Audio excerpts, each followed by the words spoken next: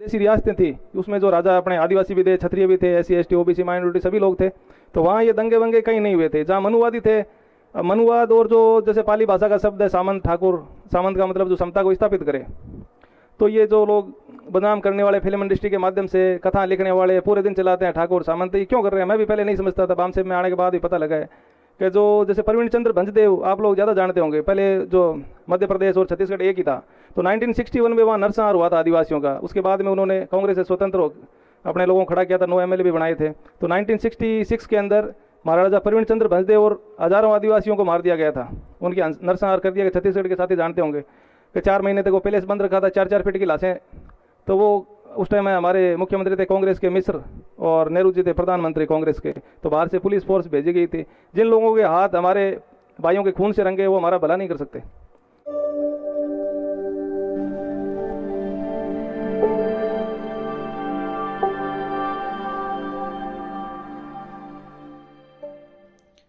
बहुजन समाज से जुड़ी साथियों, जय जोहार, जय मूल निवासी, जय छात्रम, नमो बुद्धाय। सब्सक्राइब करें। क्रांति सूर्य जननायक बिरसा मुंडा जी, मूल निवासी महानायक को नमन। आइए सुरेश सिंह चंदेल, जिन्होंने 1966 में उनको अंतर्राष्ट्रीय स्तर पर उनके संघर्ष को सामने डालने के लिए the dust storm and the hanging mist book लिखी, उन्हें भी नमन। और माननीय वामन मिश्राम साहब, संरक्षक क्षत्रिय मूल निवासी महासंघ राष्ट्रीय अध्यक्ष पामसेब, चौधरी विकास पटेल सर, सगुन मैडम, वीर सिंह जी राणा साहब, और हमारे सभी मूल निवासी भाइयों बहनों को जय मूल निवासी, नमो बुद्धाय। साथियों, मैं क्या जब भी जा रहा हूँ बार बार अभी वो कैडर वाला काम एक ही है कि भाई अपना परिचय देता हूँ, ताकि जो अभी ये धर्म वाला मुद्दा है वो भी सॉल्व हो जाए कि मैं महाराजा जयचंद का वंशज हूँ और क्षत्रिय हिंदू नहीं है। क्यों नहीं है? क्योंकि आप देखते होंगे जो हिंदू हैं, मनुवादी हैं, जिन्होंने कथा कहानियाँ लिखी है, तो वो मेरे पूर्वजों को अपमानित करते हैं। तो मेरे पूर्वजों को अपमानित करने वालों का और मेरा धर्म एक नहीं हो सकता, इसलिए हिंदू नहीं है। मैं पूरे दिन मतलब 1000 कारण बता सकता हूँ हिंदू क्यों नहीं हूँ, लेकिन समय कम है इसलिए थोड़ा थोड़ा ही बता देता हूँ कि श्रीमद् भागवत जो पुराण लिखा गया है उसमें क्षत्रियों की तुलना एक कुत्ते से की गई है। कभी कुत्ता जैसे घर के बाहर रहता है ना, तो वो हमें बस क्षत्रियों की कर रखी है। और अभी जैसे इन्होंने पन्ना की महारानी का एग्जाम्पल दिया था, उन्हें घसीट के बाहर फेंक दिया गया। तो वो लोग, हम भले ही कांग्रेस बीजेपी या किसी भी पार्टी में रहे, अभी तो मैंने वो पीछे देखा था, अभी एसपी बीएसपी भी परशुराम की मूर्तियां लगा रही थी भाग भाग के। तो जो गौतम बुद्ध को मानते हैं, तो मैंने कहीं पढ़ा नहीं है ऐसा गौतम बुद्ध या फूले जी ने परशुराम जी की मूर्तियां लगाने का कहा हो।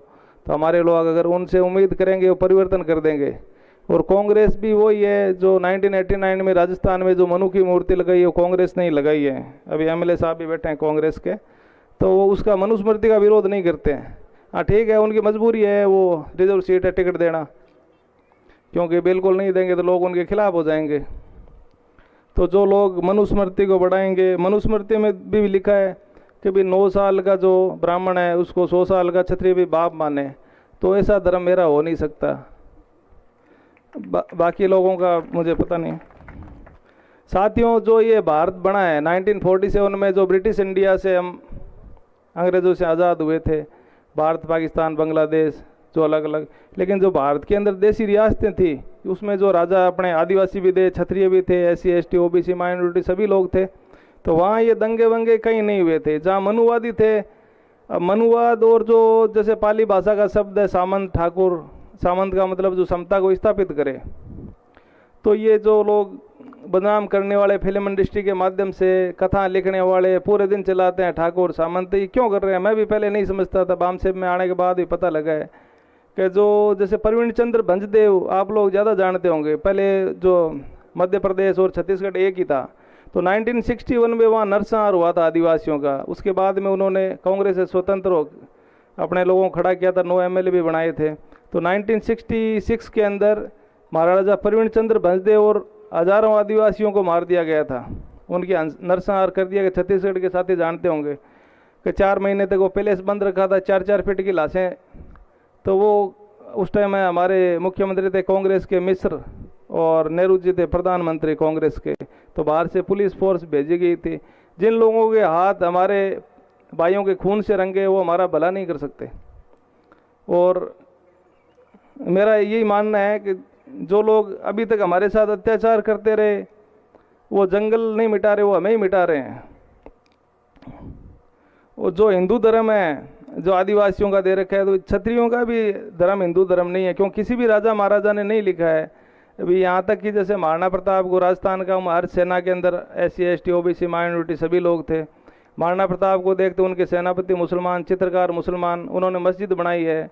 अब ये अगर उनको हिंदुआ सूरत मान रहे हैं, तो हकीम खान पठान ने तो अपना बलिदान दे दिया था हल्दी घाटी में, उनको ये फिर क्यों नहीं मान रहे भाई? वो तो उनके आदर्श होने चाहिए। उनको जो जिस मस्जिद में वो इबादत करते थे वो राष्ट्रीय स्मारक घोषित होना चाहिए था, लेकिन उनका वो नाम नहीं लेंगे। तो वो सिर्फ वो हमें गुलाम बनाना चाहते हैं, महिलाओं को देवदासी बनाना, क्योंकि ये विदेशी लोग हैं। साहब ने जैसे कहा उनका DNA विदेशी है। तो धर्म का ना वैसे तो होता है हर प्रकार से मुक्त। और जो चीनी यात्री आए थे बाहर से बाहर, एनसांग फायान, उन्होंने सब ने ही लिखा है, जितने भी राजा थे वो SC ST OBC माइनॉरिटी क्षत्रिय जो भी थे उस टाइम बुद्धिस्ट थे, सारे प्रजा बुद्धिस्ट थी। और उस समय हमारे यहाँ वर्ल्ड क्लास यूनिवर्सिटियाँ थी, लोग यहाँ पढ़ने आते थे।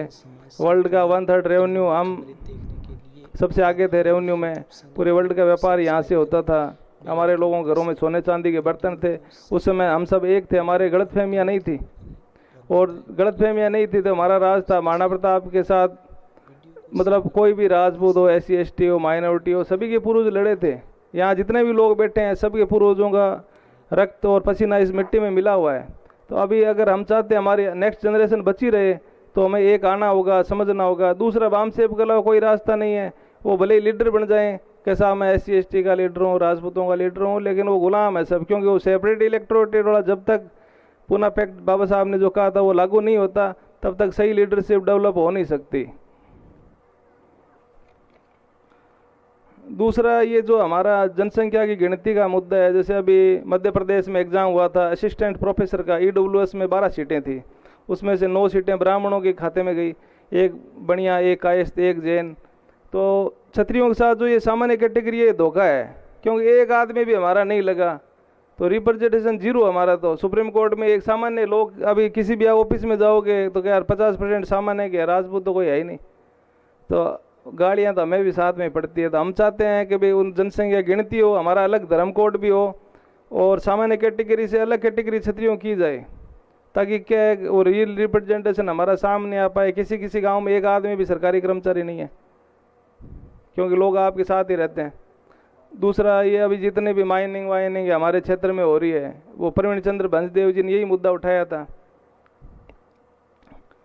महाराजा जो अपने जोधपुर के थे, उन्होंने इलेक्शन लड़ा था, फर्स्ट इलेक्शन जब राजस्थान में हुए थे 47 के बाद में, जब हमारे लोगों ने रियासतों का विलय किया था, जितने भी लोग थे, तो वहाँ दंगे वंगे भी नहीं हुए। जो ब्रिटिश इंडिया था वहीं दंगे हुए थे हिंदू मुस्लिम।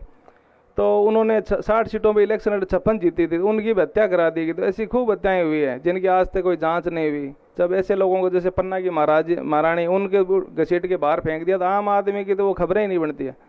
तो अभी वो हम संगठित शक्ति के बिना परिवर्तन नहीं हो सकता, और परिवर्तन करने के लिए ज़रूरी है एक संगठित शक्ति का निर्माण करे, और कौन सही लीडर है उसे पहचाने। अभी वामन विश्राम साहब के अलावा ऐसा कोई नज़र नहीं आता लीडर हमें। तो उन बामसेब का साथ देना चाहिए, उनसे जुड़ना चाहिए, क्योंकि हमारी आने वाली जनरेशन, हमें सही आज एजुकेशन नहीं मिल रही है, न हमें रोज़गार मिल रहा है।